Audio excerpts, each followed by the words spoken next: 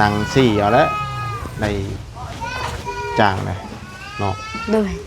อากาศร้อนซ้ำสี่อันนี้บ่งามเด้อนี่บ่งามเด้อ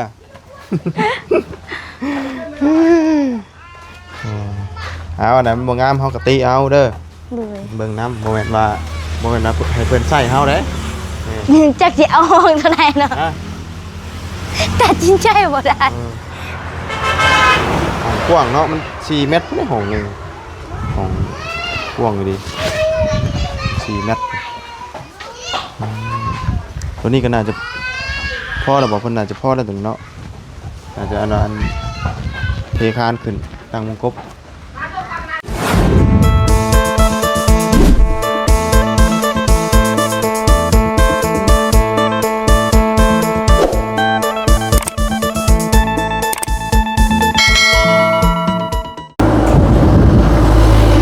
ไปใช้ มาทำงาน ไปเผางานอีกเลยเหมาะเกือบมาเนาะเอาข้ามถนนเนาะเอาพี่น้องเลยมาเยี่ยมมาชมทั้งนี้ก่อนป๊อตุ๊จวดจัดภายในมือเดียวเนาะ ไปเนาะ ไปเนาะโอ้คักนี้เราะตู้เนาะ แม่ โอ้สิไปใช่นี่ ไปใช่ได้เราโทรศัพท์มาถามอยู่พุ่นเลย โอ้เนาะไปฉากโทรศัพท์กับชาเดนพูเบิดน้ำมัน2 ลิตรพอดีเพื่อกลับไปกลับมาเนาะ ไปชิวกินเลยว่ะแล้วละมือไปต้องเที่ยวไปได้ทับเที่ยวมีทับเที่ยวแล้วนี่ โดยฉากโทรศัพท์มันมีไฟโอ้เฮ้ยเป็นเลิกแล้วว่าช่างนะ ยัง เนาะอ๋อตัวสบายดีล่ะสบายดีอ๋อจะคนเพิ่นเฮ็ดนี่จะคน4ป่ะ4 คนนี่มีแต่ สองคนน่ะโบ บ่โบกเลยยังตีเนาะสิโบกไว้ว่าแต่ท่านได้เทคานท่านได้ยังอยู่ ว่า ก็เอาผิว โอ้นี่ซอยคนอิดน้ำตัวจ้างเพิ่นน่ะเด้ก็ให้เพิ่นคนเองโลดเฮาจังบ่เมื่อย คน ฮะ คนให้คนเลยของคน อืม เรายังให้แล้วไม่ไหว บ่แล้วเฮาจ้างนี่ก็ให้เพิ่นได้คนบ่เฮาจังบ่เมื่อยเนาะอืม อ๋อแล้วพัน เลิกแล้ว ไว้บ่ไว้ก็อยู่กับบรรดาเพิ่นเฮ็ดนั่นแหล้วบ่เป็นหยังดอก แบบพ่นสบายดี น้อย แบบพ่นซากับเช่ามันมาถึกอันเลย พ่นคอยอันนั้นเอา ชานี่ใดก็แล้วแต่เพิ่นได้เพิ่นเฮ็ดเองเพิ่นนะเขาจ้างได้เนาะสิแล้วจักมื้อก็แล้วแต่เพิ่น แล้วแม่ตัวเราซาน้ำเช่ามันมาถึกมันเบี้ยวเราแปลงเช่านี่ทำแบบว่าค่าน้ำเช่ามันก็ไหวอยู่เนาะ ไว้ลายก็บ่ดีนะ เลย เดี๋ยวมันล่มเด้สร้างเบียดไปเลยบ่ สร้างเรียด หมดเลย เราทำ2 คนแบบว่าเราปล่อยปูนเอาแต่เทอื่นที่มันก็2 คนนั้น บ่ เลย เบียดอีก2 คนพวกนี้เนาะนี่เราเทิงเหมือนบ่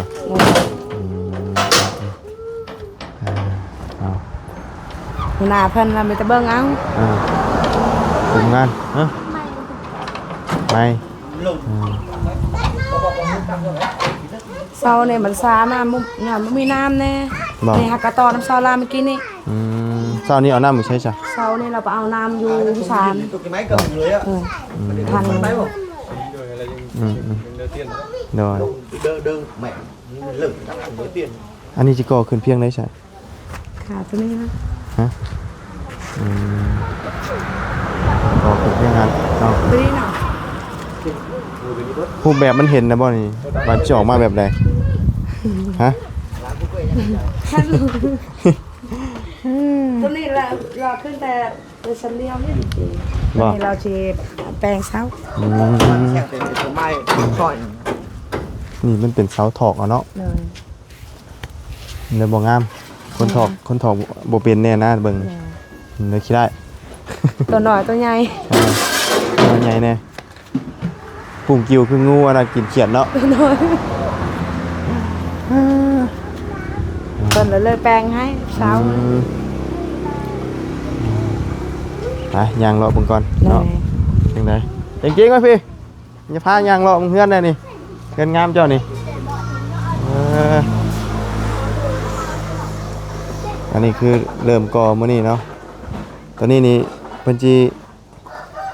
เทคานก่อนเด้อตัวนี้เนาะเฮ้ยจังห้องนี่นะ 2 2ห้อง เลยดิ เลยตัวนี้บ่ห้องจังนะคุณบ่เป็นไหนคืออยู่มุมสุดคืออยู่ตัวสุดคืออยู่มุมสุดพุ่นคือบ่อยู่ใกล้ๆนี่ฮะบ่อยากอยู่ตัวนี้ตัวนี้นี่แม่นก็ขึ้นประมาณนี้เนาะ ขึ้น แล้วก็เพิ่นสิตั้งลูกติ่งบ่นี่ว่านี่ได้ลูกติ่งบ่โดยอันนี้นี่สิเททานทับแล้วว่าก่อขึ้นมาเลยเด้ขั้นตอนก่อนี่มันไวอยู่เนาะชาติเทคานนั้นเพื่อตีแบบแล้วก็เทคานแล้วก็ตั้งมุงกบก่อขึ้นกระบอกสิบ่ฮอดอยู่แล้วอยู่10มื้อเนี่ยเนาะแล้วนะเพราะว่าเป็นเฮ็ดเอาความไวว่าไงซะเนาะฟ้าวแล้วฟ้าวหนี้นะพี่น้องเอ้ยเนาะไปพายางในไปฝนอิฐบล็อกให้พร้อมบัดนี้ฝนคราวนี้พร้อมเพิ่มกรรมกรอีกอันนี้เล็กเทคานฝนมัดมาเลยนะเด็กเทคานนี่กดมาเลยกดมาแต่เฮือนเนาะโอ้ห้องนี่ถือว่าใหญ่พอเป็นกอนี่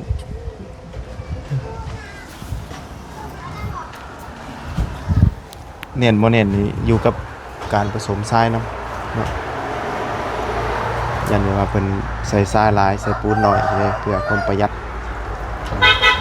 ประมาณนี้เงินเลยจะแตกไว้ตัวเครื่องเป็นพับเมาเป็นต้องอยากได้กำไรหลายเอาเบิ่งน้ำกันว่ารูปโสมมันจะเป็นยังไง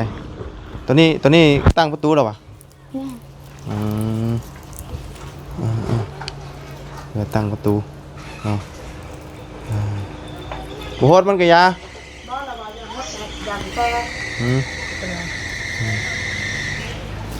เดี๋ยวมันก็แห้ง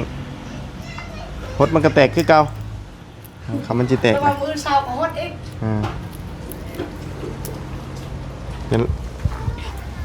ก็นั่นมันก็บ่เป็นหยังเป็นนักสิบอกโยตัวนี้นะพอเป็นนักบ่ได้หดบ่ได้บอกอ้าวระบายยันใจไปงามยันมันแตกโอ้งามบ่งามกับเจ้าได้เฮ็ดสิล่ะเนาะจะหับชอบเนาะเอาใจขาดเลยเด้เฮามีแต่เป็นคนคุมเป็นคนติเนาะว่าเพิ่นเฮ็ดได้ใดบ่แม่นว่าให้เพิ่นสั่งเฮาเฮ็ดได้บ่ได้ตัวนี้นะเฮามีหน้าที่แต่ว่าติอยากได้งามก็มีแต่เจ้าติเอาเท่านั้นว่าตัวนี้บ่งามบ่ดีบ่แม่นว่าสิให้เราสั่งเจ้าว่าเจ้าต้องมาเฮ็ดอย่ามันแตกไอ้นั่นบ่ได้ตัวนี้นะเนาะตรงนี้เนาะมันต้องเฮาสั่งแล้วเนาะเฮาเป็นผู้จ่ายเงินเด้เพิ่นเป็นผู้รับเหมาเฮาต้องเป็นคนติเมื่อน่ะเพิ่นสิมาใส่เฮาต่อบ่ได้ตัวนี้บ่ อันนี้ก็สุดแล้วสุดแล้วแต่ความสมัครใจอยากเฮ็ดเนาะ พูดจะบานตรงนั้น อย่าเผาอันดาให้เด็กน้อยมาใกล้เด้อล่มทับเด้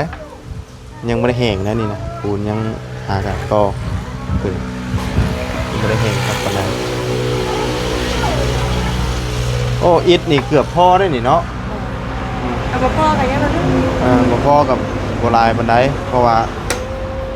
เฮาตั้งกบก็จะขึ้นน้ำเล่าแล้วก็ขึ้นน้ำเล่าแหละแต่ว่าเพื่อนมันเกือบพอนะมันบ่พออย่างเราสิเทขึ้นน้ำเซาอีกชานเซาเสาเนี่ยแล้วเป็นก้อนขึ้นข้างแล้วก้อน เอาเจ้านี่ห้องนี่เนาะ แม่น นอนเพลียได้บ่ น้ำเดียวเลยเนาะ ปีนขวางบุบัมเลยเนาะนอนผู้เดียวได้ห้องนี่เนาะตอนนั้นเป็นโล่งเลยข้างนอกก็โล่งคือกันครับเนาะชวดจัด ช่วงนี้ครับแบบนอนเฮือนกว้างคือแบบนั้นนะแบบนั้นปริยานยังปริยานคนพิบ้านขับไปนอนเอามาไม่ประตูมันก็แบบปริยานมันนอกไปไหนญาติคนพิบ้าน เลยเป็นอยู่นี่โอ้ แบบคนสูบยามามันเป็นบ้านแล้ว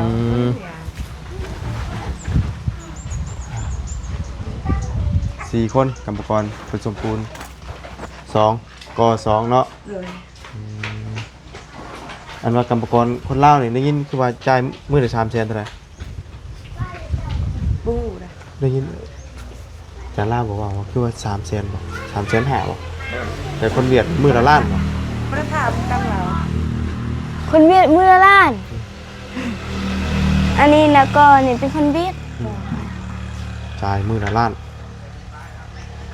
เขาจะบอกลูกนะเรากับจ้างไปตอนนั้นกับพ่อไปอยู่บอกลูกเนาะ บ่ลุกเด้อ พอไปเนาะ เขากำหนดให้แล้วเด้ว่าจักมือเขากำหนดเวลาไว้อยู่เขาคำนวณมาถึง เรา นั่น ก็ แหละ พอไม่ได้ชั่วโมงนึงกินข้าวแล้วเราก็นอนนึงแล้วก็ให้ต่อเลย เวียดเฮ็ดน่ะบ่ลุบหรอกเขาคำนวณมาอันนั้นได้เวียดนะฉันเขาบ่เฮ็ดเวียดเวลาเฮานี่คำนวณมานี่บ่หลาย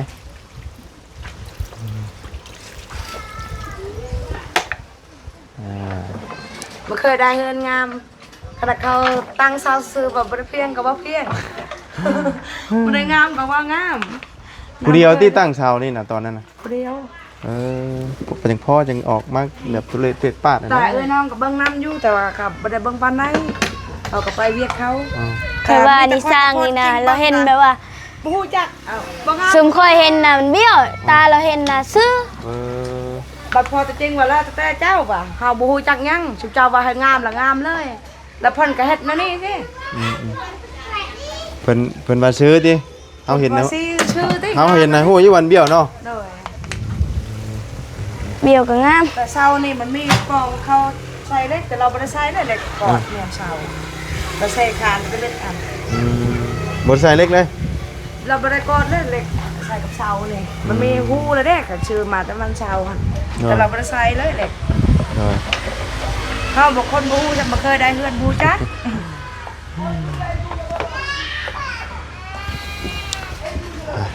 อันนี้คืออิฐนี่กับซอยกันคนมาเนาะเจ้าของเฮือนซอยน้ำเนาะเพิ่นอยากซอยมันแล้วไว้ว่ะไว้สำหรับบ่บุญนี่ว่านั่งซี่เอาแล้วในจ้างเลยเนาะ โดย อากาศร้อนซ้ำสี่อันนี้บ่งามเด้อนี่บ่งามเด้อ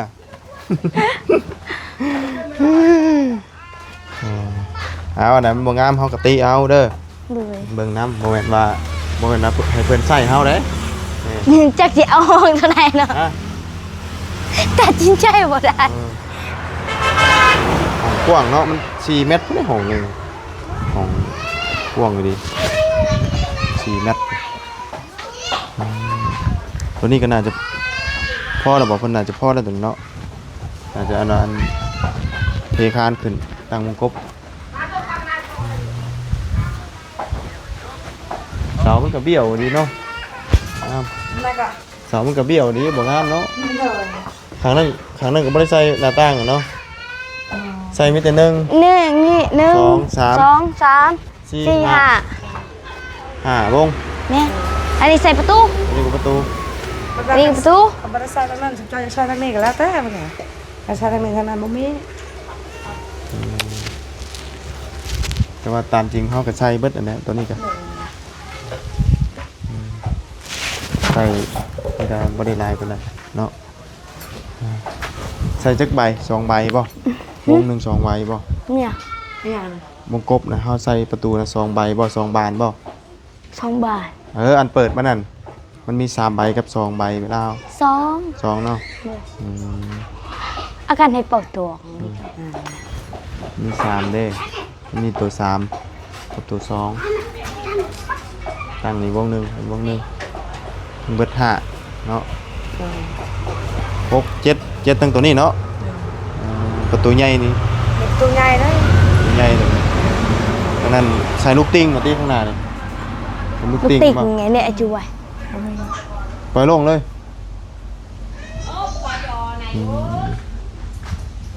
แม่จะแบบนั้นนะ บ่ เออ ผมกบออกมาแล้วเนาะนี่ เดี๋ ดิ ยวเรามาแล้วประตู สองวง2ปองเนาะวงยืนซ้ำกันบ่เลยติประตูใหญ่ฮะบ่ได้เป็นบานใหญ่บ่นี่น่ะ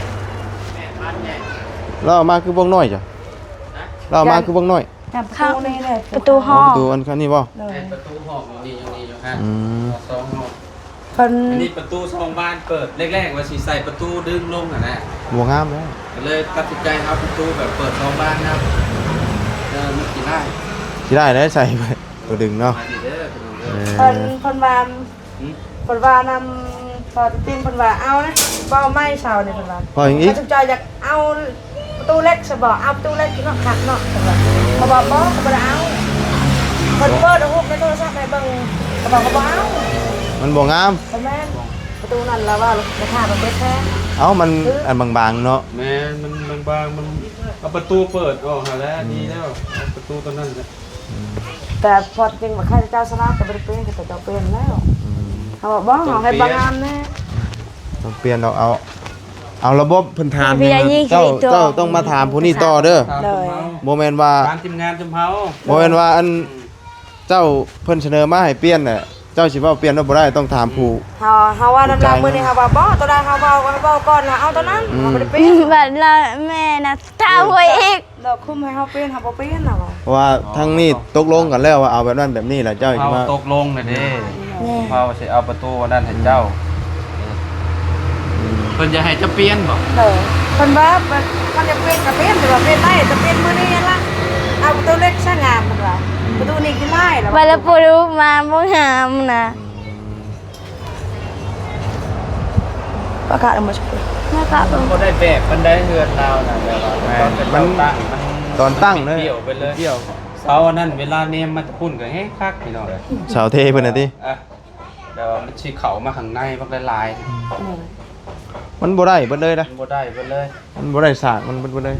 แม่นบ่เลยเนาะ แม่นเฮ็ดนั่นนี่ก็เจ้าต่อเล็กต่อนี่พี่น้องพวก ต้องคืออันว่า สร้างก็เจ้าเฮ็ดตอนแรกๆก็บ่ได้เบิ่งนำกระเจ้าบ่ตอนกระเจ้าตั้ง เบิ่งอยู่ขอกับพรติ้งเบิ่งแต่ว่าเบิ่งแต่เราเบาอ่ะซื้อหน้านี่พอดีแหละเลยตามใจ จับ นะ น้ำทุ่งน้ำเที่ยงจะบ่จักก็ว่า ก็จับอยู่แต่ว่าพอจริงเราก็บ่ได้ให้นุ่งปานใดนึ่งสองมาบ่เคยเฮ็ดบ่เค อ๋อย ได้ มันก็อยู่น้ำสร้างนั่นแหละคันว่าสร้างดีก็กระเจ้าก็เฮ็ดคักนะ อันนี้สร้างกับผู้เดียวอีก เออ สร้างก็สร้างคนเท่าแล้ว โอ้ยพอแล้วก็ เลยเห็นชื่อนี่ เท่าบ่ได้เท่าปานใดแล้ว อืม แต่ว่าบุมีพาเบิ้งน้ำพอจะเจ๊งกะเราก็ไม่ได้ให้นุ่งปานใดคันเราเบาเที่ยงกับเที่ยงน้ำเล่า เดี๋ยวมึง เห็ เฮาน บ่ตอนนั้นเจ้าว่าเจ้าสิกั้นให้มันน้อยๆเจ้าว่าเห็นบ่เวลากับเจ้าก่อน่ะอ๋อมันน้อยๆนึกห้องนอนน่ะแรกๆเราอะเอาตัดได้บ่เราอะบ่ได้แต่มันต้องก่อตามมันนี่ ตามขั้นนะ ตามคันมันพอดีงานว่าฉันมีเอาประมาณสมมุติว่ามีเนี่ยพวกใส่ชุบพุงโซฟาน่ะตู้อิหยังน่ะก็เอาเข้าแล้วก็ ทำนี้แล้ว เต็ม ของ มันละ 4เมตรเนาะ แม่น ของ4เมตร ตัวตัวเอง อืมงามเฮ็ดขึ้นแล้ว เจอแล้วบ่ เมินบอกกับเจ้าสิเทอันนี่เท เทคาน มือเราสนาย มัดเล็กคนมัดเล็กไว้แล้ว เพิ่นมัดมาเลยนะเพิ่นเตรียมการมาเลยเอาแกมาโลดอืมเตรียมการมาเบิด เบิ่งเล็กเรามัดเล็กเช้าหันเอาเล็กล้วนเอาเรามัดบ่มีได้เล็กแบบนี้นะ เจ้ายังสิเทอันนั้นเทตัวนั้นเทเสา เดี๋ยวจะที่สองป้าเลยสิ โอ้ทางนั้นเฮ็ดกินเป ถ้า าะ แบบ ๆเลย นี้ก็มันแน่นเลยเล็กก็แน่นเลย ละบัลละบัลละ ก็เศร้าแล้วก็ บัลละหมดบัลละเอาบัลละเอาแบบเอาตาเอาบัลละ เจ้ายังสิเอามัดใส่ ใจ จังหวะ น้ เนาะ ำน้ำเฉลี่ย เราคันเราบ่ต่อขึ้นบ่ได้ ยาวกันรายการ แล้วอันไหนมัน เฮาว่าพื้นบ่สมมุติ พอ ว่าเรา เพิ่น บ่ เฮ็ด ต่อ ได้ อี เฮาก ก็ เช้าเฮาย่าน ที่เพิ่นเฮ็ดให้น้ำเนาะบ่แม่นว่า เวลาชุมเฮาบ่แม่ก็ให้ตัวน้อยเบิ่งนำมาแล้วก็บางทีก็เจ้ามาแต่เช้าเด้ แต่เขาบอกแล้วพอแต่เจงเขาว่าจนน่ะบอกตลอดเวียดนามตลอดแล้วเราก็ฮอดสุดเล็กอันนะ นั่นน่ะรอบ บ่ เนี่ย คิดแล้วเล็กนะเวลาก็เจ้าเทก็จะเทอันชุดเลยเด้ ตั้งไว้อยู่ เต้นแรกก็ไปเอา มันบ่ได้อยู่ แนวได้ มันแต่งอ่ะ มันบ่ตรง มันบ่ ซื่อ มันบ่ได้จังอันเนาะ แน่ว่าที่เอาเสาออกอีกบ่ได้เด้คนแต่งก็บ่เลยแถวนี้ น้อยคันบ่บ่ได้ก่อพานอันตัวนี้ก็ยังสิย่านหลังคาอยู่คือเก่าคันเพิ่นแบบยังบ่ทันได้เฮ็ดอะนะย่านเพิ่นตกหรือย่านมันปลิวไปก่อนหลังคา อุ้มไปเนาะ โดยอันนี้ใครแต่เพิ่นลงมือเฮ็ดก่อนจนว่าเพิ่นตกนี่โอ้ย่านนะข่อย แม่นมีสิทธิ์กลุ่มไปอยู่ โดย ห้องยืนเรือนเราน่ะ12ต้นนึงพี่น้องเอ้ยจริงๆน่ะเรือนอัน12ต้น กวางเลย มันบ่ได้ กวางออก แม่นพ่วงออกแบบว่าหลังนี่ได้แค่ พ่อไม่ใช่ เนาะ ขับเพิ่นตกกับว่าสิปบอยู่พี่กับเบิ่งฉลังคากับเพิ่นตะย่าน ก็เลยอยู่ในเฮือนน้อยน่ะบานนี่ลมแห้ง บ้านนี้นะ แต่เดี๋ยวนี้เราเริ่มลงมือเฮ็ดเราบ่ได้ย่านปานใด ตะพนแม่กับมารี่อยู่นี่ก่อน เลย เนาะมารี่อยู่ สมมุติว่าคันพ่นน่ะมาลีอยู่พี่ก็บัดลมมาแห้งเราบ่กล้าลีได้อยู่พี่ยานลังคา มันก็บ่ปล่อยไว้ปานนั้นหรอกวะ บ่ยานน่ะขุดยานนั่นนะ อ่ะเนาะแต่ว่ามื้ออื่นเพิ่นมาลุยต่อ เลย เนาะสำนี้มื้อนี้เลยสบายดีมื้อนี้ฝนสิตกเลยเนาะและเฮาเบิ่งน้ำเพิ่นล่ะอันใดมันสิได้เฮาก็ติเอา แม่ บ่แม่นว่าให้เพิ่นสั่งเฮาเด้อ แต่มื้อ เขา อื่น สั่งกับเจ้าเด้อเขา เออ เสียเงินเด้อ แม่นเฮาเสียเงิน แต่ คือ มื้อ ว่า อื่นพอจริงมื้ออื่นมันละนอกก็บอกแล้วว่ามันบ่ให้ไปใส่หาได้เงิน แม่แท้บอกเล่าแล้วเจ้าก็บอกเล่าแหละ บอกบ่เทื่อผู้เดียวคนละบ่พังไม่ยิงติวเฮ็ดแล้วบ่ได้พังเด้ เพื่อนกับเพื่อนตัวเองเนาะก็บอกพัวน้ำซอยกันแหละ เอา บ่ได้เนาะ แต่พอจริงเราฮู้จักภาษาเวียดใครนะ แม่ เวียดเดี๋ยวเราฮู้จักปานใดภาษาลาว นั่นแหละเจ้าก็ให้พัวเจ้าว่าน้ำเบี้ยน เบิ่งน้ำกันเนาะเฮ็ดกินยังทางนี้เฮ็ดยังนั่นแกงปลาบ่ดูเฮ้ยแกงกระปูไปสอน ย่างน้องเบานี่ ไอ้ตัวใดตัวนี้บ่ ตัวดำ อยู่บ้านเอิ้นกระปูค่ายตัวนี้น่ะ นี่กระปูมันนี่กินดิบ ปูค่าย เบิ่งตามต้นเขา แกงกระปูบ่แกงปลาอันไปสอนมื้อนี้เห็นบ่เลยสบายดีปลาหยัง สองตัวปลาดุก ปลาดุกโอ้ไปสอนได้ครับปลาดุกคนนี้เนาะ ตัวนึงให้ดาวอน ไปเหมือนกันเนาะแกงกำลังเฮ็ดกับข้าวกินแรงพี่น้องเอ้ยกับข้าวกับน้ำเนาะเอา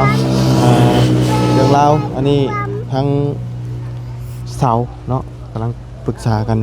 ถามเรื่องสั่งราคาอยู่พี่น้องเอ้ยเพราะว่ามันบ่เป็นราคาเก่าเป็นราคาว่าเสียงแจ้งมาเนาะเลยเสร็จไปถามว่าเดี๋ยวนี้ก็น้ำมันมันแพงเนาะมันก็เลยปรับเปลี่ยนไปเบิดสิ่งทุกอย่างอีหยังก็ได้พี่น้องเอ้ยมันบ่อยู่ราคาเก่า